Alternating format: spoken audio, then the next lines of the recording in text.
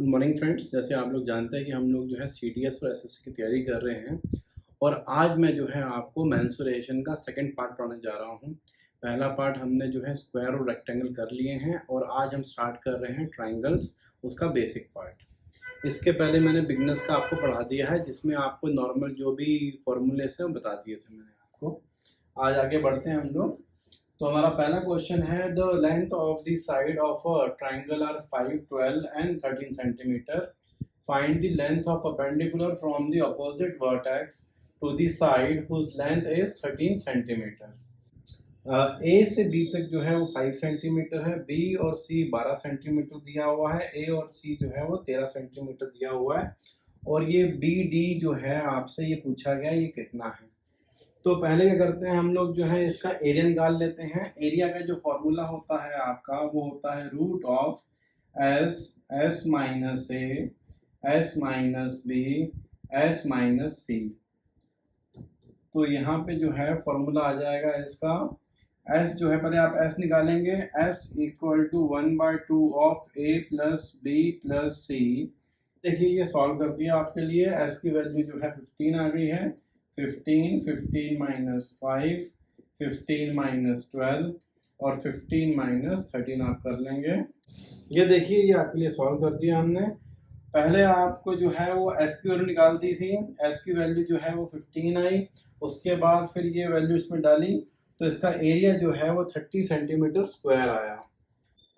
Area equal to 30 centimetre square ये आ गया। अब एक और फॉर्मूला होता है half base into height. Area 30 है आपका, 1/2 बेस यहाँ पे आपका 13 है, हाइट आपको निकालनी है।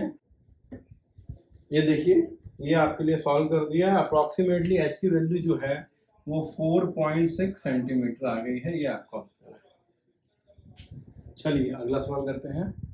Find the parameter of an isosceles right angle triangle having an area of 200 centimeter square। Uttar number दूसरा। देखिए ये जो है आपका वो आइसोसेलेस राइट एंगल ट्राइंगल है। आइसोसेलेस मतलब ये और ये आपका बराबर रहेगा और राइट एंगल मतलब ये जो डिग्री है वो 90 रहेगी।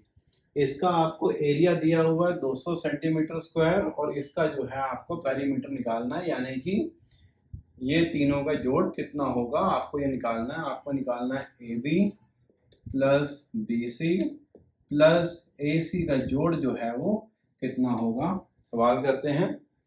एरिया का जो फॉर्मूला होता है बताया मैंने आपको, हाफ बेस इंटू हाइट होता है।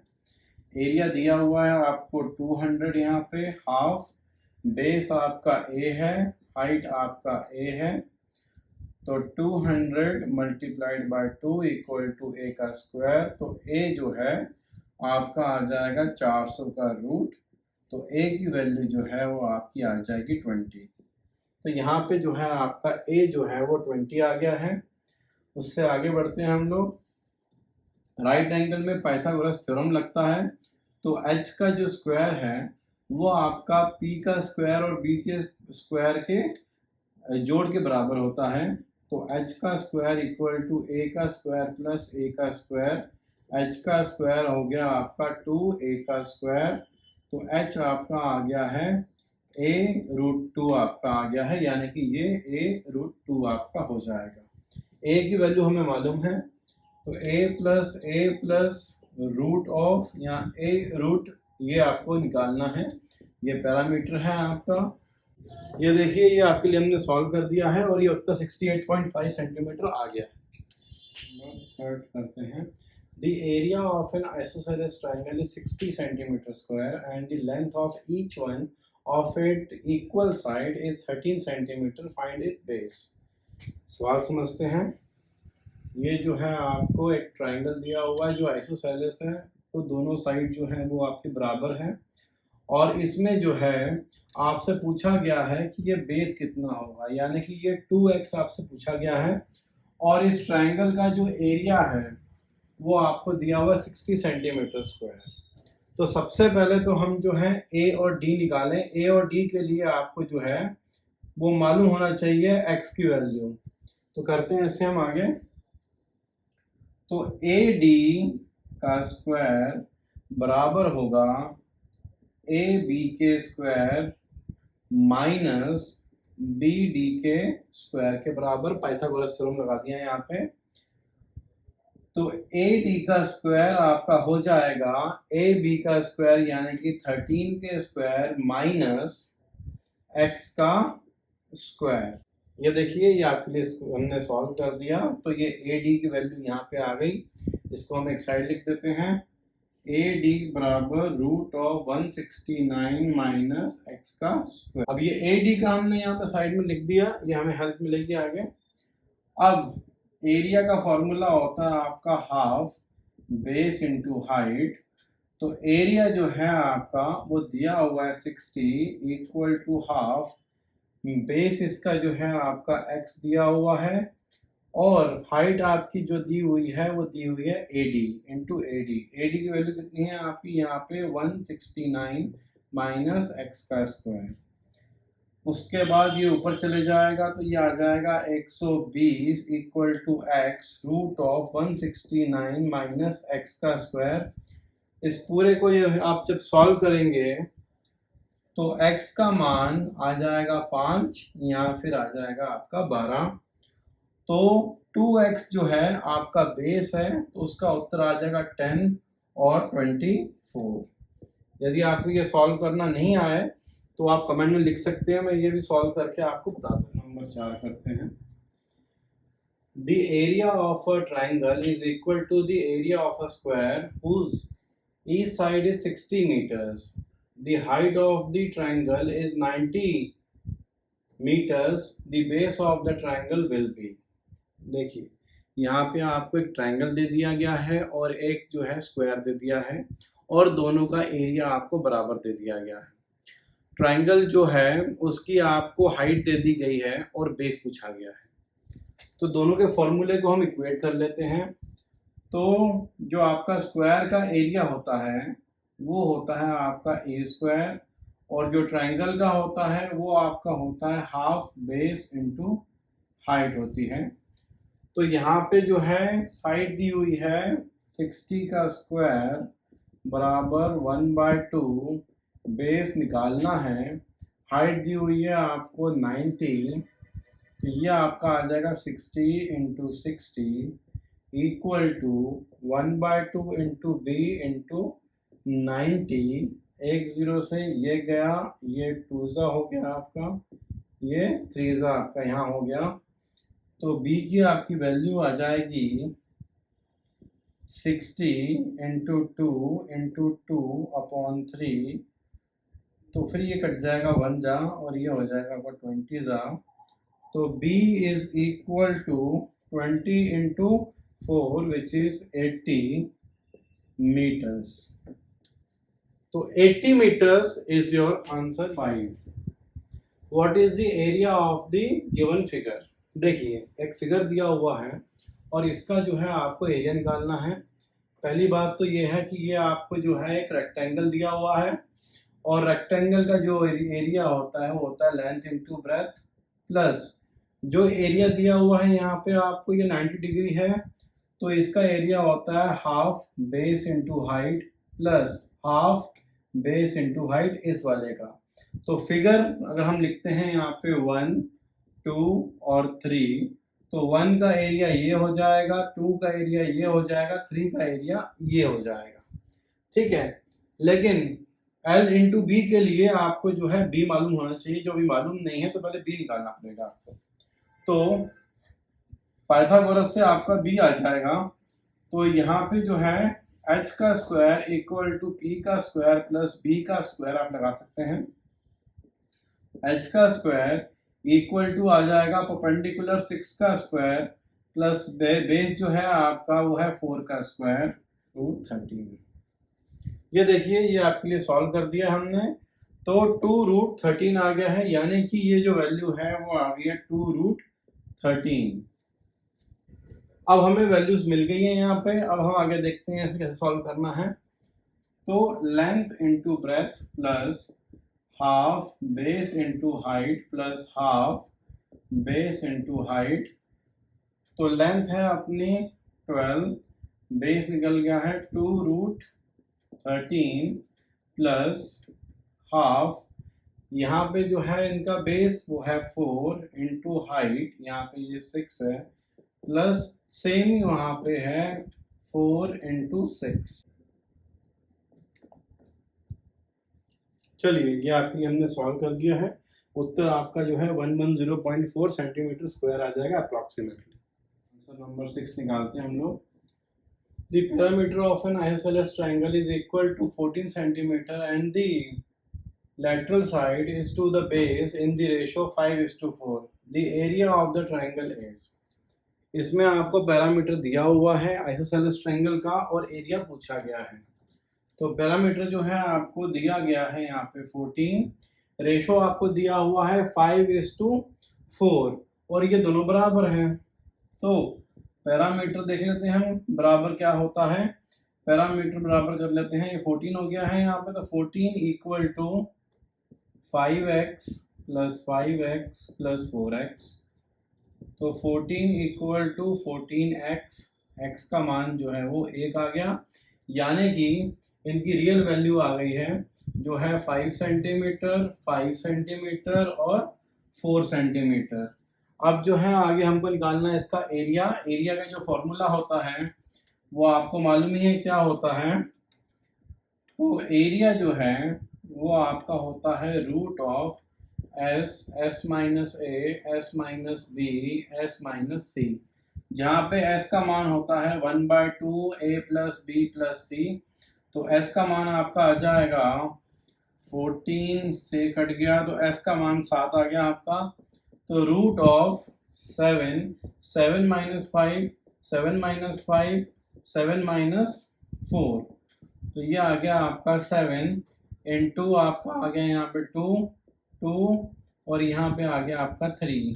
तो ये 2 तो बाहर आ जाएंगे रूट के और अंदर 21 आ जाएगा। This is the area.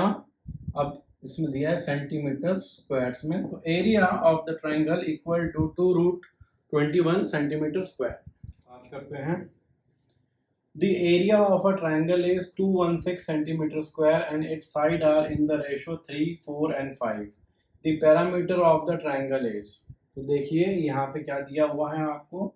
यहाँ पे आपको जो है एरिया दिया हुआ है 216 सेंटीमीटर स्क्वायर और पैरामीटर आपको यहाँ पे ज्ञात करना है ट्राइंगल का, जिसका पैरामीटर जिसकी साइड्स आपको रेशो में दी गई है 3:4:5। तो हम इसको मान लेते हैं 3x, 4x और 5x। तो इससे पैरामीटर हमारा हो जाएगा 3x plus 4x plus 5x। तो पैरामीटर हमारा आ जाएगा 12x, यानी कि अगर हमें x का मान मालूम पड़ जाए तो पैरामीटर हमारा निकल जाएगा। यहाँ देखें हम लोग एरिया का फॉर्मूला क्या होता है। एरिया का आपका फॉर्मूला होता है root of s minus a, s minus b, s minus c, जहाँ पे s का मान होता है 1/2 a plus b plus c। तो यहाँ पे s आ जाएगा 1/2, आपका a दिया हुआ है ये जैसे कि 3x plus 4x plus 5x हम यहाँ लिख लेते हैं। तो 1/12, 12x आएगा, इससे ये कट गया, यानी कि 6x जो है वो s का मान आ गया। तो root of 6x minus 3x, 6x minus 4x, 6x minus 5x। तो root of 6x multiplied by 3x multiplied by 2x multiplied by x 216 equal to आ गया आपका x स्क्वायर 2 इंटू 3। ये देखिए ये सॉल्व कर लिया आपके लिए हमने और हम लोग यहाँ पहुँच गए हैं। अब x स्क्वायर आपका जो है 216/6 इक्वल टू x स्क्वायर है आपका, तो ये कट जाएगा। तो x स्क्वायर इक्वल टू आपका आ गया, ये आ जाएगा 3 और ये आ जाएगा आपका 6। तो x का मान आपका 6 आ गया। अब आपका काम आसान हो जाएगा, 12 इंटू हम 6 कर लेंगे जो हमारा 72 आ जाएगा और 72 जो है वो इसका पैरामीटर हो जाएगा in centimetres. This is your answer 72 centimetre. Next question करते हैं। क्वेश्चन नंबर 8 करते हैं। The height of an equilateral triangle is 10 centimetre, its area is. यहाँ देखिए ये इक्विलेटरल ट्रायंगल है जिसकी ये साइड यानी कि तीनों साइड इक्वल होती है, उसे हम कहते हैं इक्विलेटरल ट्रायंगल। और उसकी ये हाइट आपको 10 दे के रखी हुई है और इसका जो है एरिया आपको निकालना है। अब हम एरिया का फॉर्मूला देख लेते हैं। एरिया का फॉर्मूला होता है √3/4a² इक्विलेटरल ट्रायंगल के लिए, और सिंपल ट्रायंगल के लिए होता है हाफ बेस इनटू हाइट। ठीक है, जो इसके लिए भी सही होता है बिल्कुल। तो इसको जो है हम कर सकते हैं, आपका जो है क्या दिया हुआ है, यहाँ पे हाइट दी हुई है, बेस नहीं दिया हुआ है इस वाले में। तो √3/4a² इक्वल टू 1/2, बेस तो आपका ये भी यहाँ पे भी a रहेगा, तो multiplied by a into height आपकी यहाँ पे 10 दी हुई है। ये a से आपका a कट गया, ये 2 से आपका जो है 4 कट जाएगा, यहाँ पे 2 बचेगा आपका। तो a की वैल्यू जो है आपकी वो आ जाएगी 2 इंटू 10 अपॉन √3, यानी कि a की वैल्यू आ जाएगी 20√3। अब हमें चाहिए एरिया। तो एरिया जो है वो आपका कोई भी फॉर्मूले से आ सकता है। तो √3/4 a² आपका जो है वो एरिया होगा।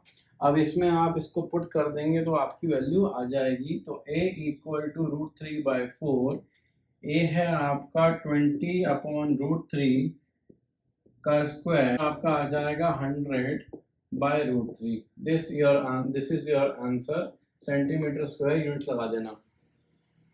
Number 9, the ratio of bases of two triangle is x:y and that of their area is a:b, then the ratio of their corresponding altitude will be। ये क्या बोल रहा है, फॉर एग्जाम्पल दो ट्राइंगल हैं, है ना, एक का एरिया a है, एक का एरिया b है। उसके बाद बेस की बात कर रहे हैं, एक का बेस x है, एक का बेस y है, और इनका जो अल्टीट्यूड है उसका रेशो क्या होगा ये आपसे पूछा गया है। तो पहले एरिया का फॉर्मूला होता है हाफ बेस इनटू हाइट। तो इसकी हाइट को हम मान लेते हैं h1 और इसकी हाइट को हम मान लेते हैं h2। तो सवाल करते हैं हम आगे। तो a जो है इसका एरिया है इक्वल टू हाफ बेस हो गया x और हाइट हो गई h1। तो इससे क्या हो जाएगा, आपका h1 निकल जाएगा 2/a/x। ये आपका h1 आ गया। उसके बाद b इक्वल टू 1/2y(h2)। तो h2 का जो मान आ गया आपका वो आ गया 2b/y। ये आपका जो है h2 का मान आ गया। अब दोनों का आपको निकालना है कि रेशो क्या है। तो h1/h2 equal to 2a/x upon 2b/y। ठीक है, 2 से ये 2 कट गया आपका। तो h1/h2 इक्वल टू, अपॉन का अपॉन टपॉन होता है, तो ay/bx। तो h1:h2 आप लिखेंगे ay/bx। ये आपका आंसर आ गया। और एग्जाम में आपको डरना नहीं है, क्योंकि एग्जाम में ज़्यादातर इस क्वेश्चन जब आता है तो ऑप्शन दिए होते हैं। ऑप्शन नंबर ए में आंसर लिख देता हूँ आपका, वो आएगा ay/bx। ऑप्शन नंबर बी आपका आ जाएगा a/y/b/x। ऑप्शन नंबर सी आ जाएगा ab/x। ऑप्शन नंबर डी आ जाएगा आपका ax:by। तो इतने ऐसे ऑप्शन देख के एग्जाम में आपको डरना नहीं है, आपको सिर्फ सिंपल वे में इसको सॉल्व करना है और उत्तर दिख जाएगा, आपको टिक करना है आंसर।